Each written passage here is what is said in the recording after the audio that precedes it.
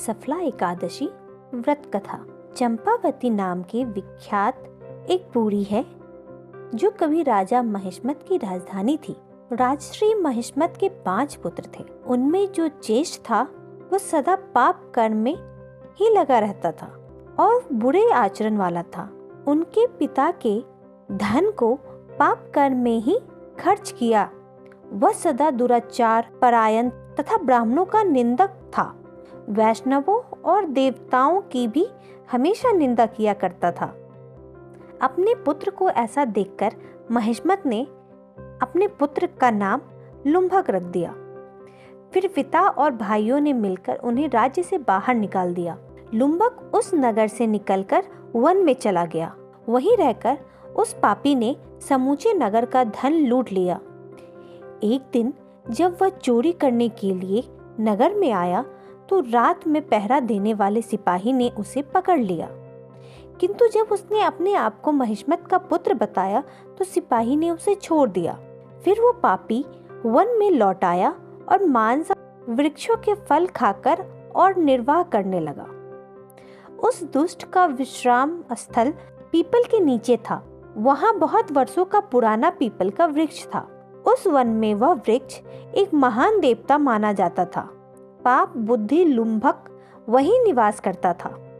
बहुत दिन के पश्चात एक दिन किसी संचित पुण्य के प्रभाव से उसके द्वारा एकादशी व्रत का पालन हो गया।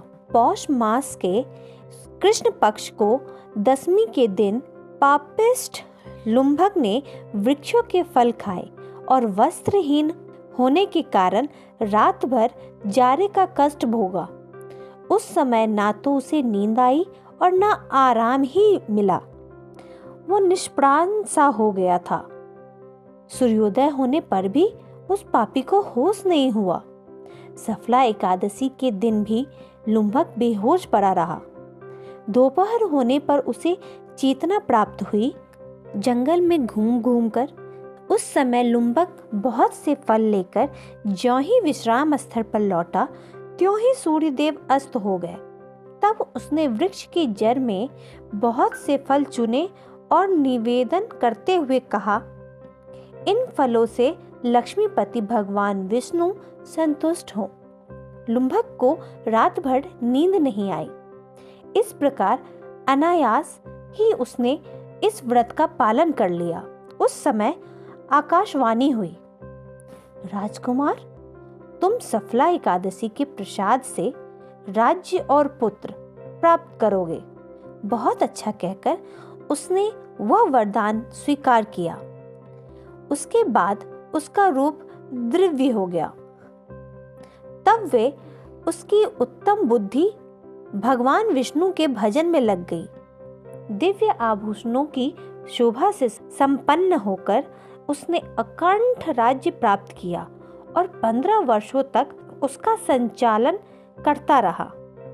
उस समय भगवान श्री कृष्ण की कृपा से उसके मनोज्ञ नामक पुत्र उत्पन्न हुआ। जब वो बड़ा हुआ तब लुम्भक ने तुरंत ही राज्य की ममता छोड़कर उसे पुत्र को सौंप दिया और वह भगवान श्री कृष्ण के समीप चला गया, जहाँ जाकर मनुष्य कभी शोक में नहीं पड़ता।